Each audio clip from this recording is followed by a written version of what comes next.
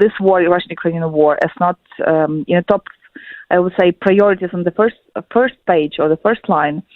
And I think that's a big and horrible, will be historical mistake for our partners if they won't keep the tempo as we had in 2022. Now, several of Ukraine's biggest cities have been hit by Russian missiles after President Putin said he would intensify attacks this year. At least 5 people were killed in the latest strikes, which come after an upsurge in attacks on both sides. Russia launched its biggest aerial bombardment of the war last week, killing more than 40 people. And Ukrainian forces responded with an attack on the Russian border city of Belgorod, which killed at least 25 people and injured more than 100.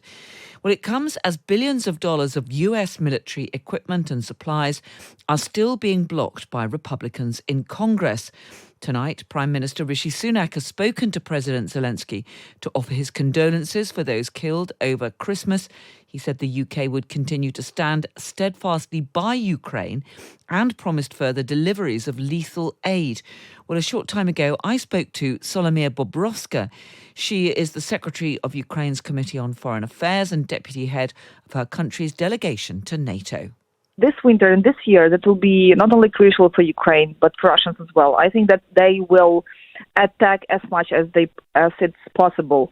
And according to their production or capacity for production of the cruise and ballistic missiles, of the drones, that would be very easy to terrify or to horror and to terror Ukrainians, and in the more or less civil cities or big cities, and to intensify the fire and their offensive operations on the front line as well. Tell us a bit more about what has been happening today. Which cities have been hit and how serious have these attacks been? So they have chosen, I would say, four main from their perspective, cities. That's Kyiv, first of all, Kharkiv, that's on the east, Odessa, that's on the south, and with the seaport infrastructure, and Lviv. Lviv is always very sensitive for them. That's in the western part of Ukraine. That was always the part of very Ukrainian mood and resistance since even the Soviet time. And that's the four, and Dnipro, didn't count that. So they started to attack, and if you see the objects, they attacked not the critical infrastructure, they didn't attack the military infrastructure, they attacked just simple civil buildings, houses, parks, maternity houses in Dnipro, and so on and so on. That's how they started their terror in this year, and they finished the last year. So you see this as an attempt to terrorize, to scare, and to cow the determination of the Ukrainian people.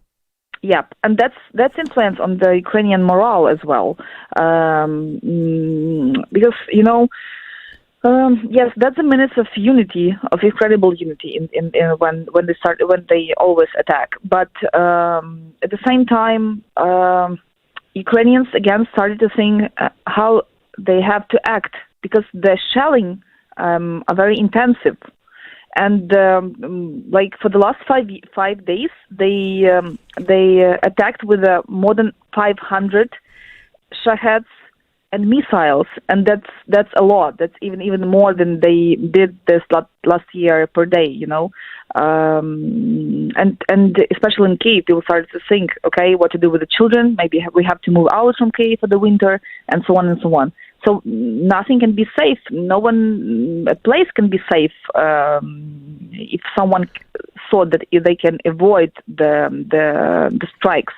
But again, now you can see in Odessa region, in Odessa city, they just attacked the house full of people before the Christmas New Year Eve.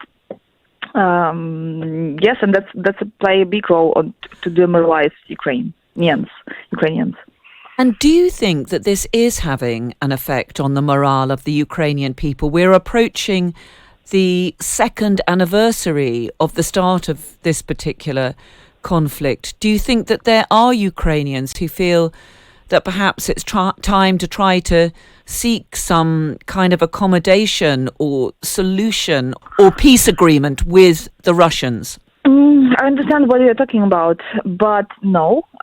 Even the polls say the same, that we're not ready, even despite these attacks, to any kind of negotiations. But, I do understand that if we take these massive attacks, and they will continue to do this, then again the attacks and offensive operation on the front line. And as far as we know, that they are preparing the possible attacks at least on three directions. That means Kharkiv region again, northern part of Ukraine, which is and Kyiv region is one of that northern part, and Odessa with Mykolaiv. And I think in 2-3 months we can say where we will be with the less partner support of our partners, and with our efforts, which we can make by ourselves. I think this winter will be much more harder than even the last one. How concerned are you about war weariness amongst Ukraine's allies? We have, of course, the next tranche of military and other support from the United States held up in Congress. We've also heard sounds from some European countries who are concerned and fear that perhaps it's time to try to find some peaceful solution. Do you think that there is a danger that Ukraine is losing some of the international support that has been so important? Yes, I do think, and that's what we saw for the last couple of months. We're still waiting for the middle of January or the end of January, when the Congress has at least to vote for the financial support to Ukraine for this year with the Israel. And we still remember the scandal which happened and the conflict which happened in Congress last December. Yes, we see the hesitation in with the military support from the Germans' position. Again, we're going back to the multiplier launch rocket system about the Tauruses.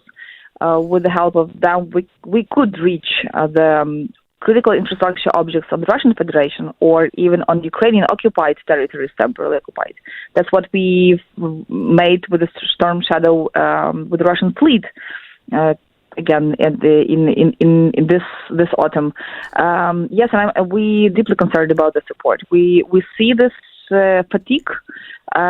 We see this as not as Ukrainian this war, Russian-Ukrainian war, as not top, I would say, priorities on the first page or the first line.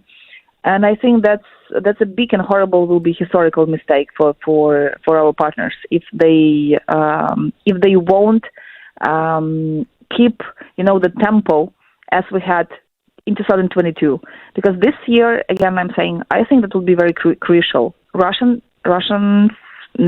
they won't stop. Putin said that the goals are very obvious.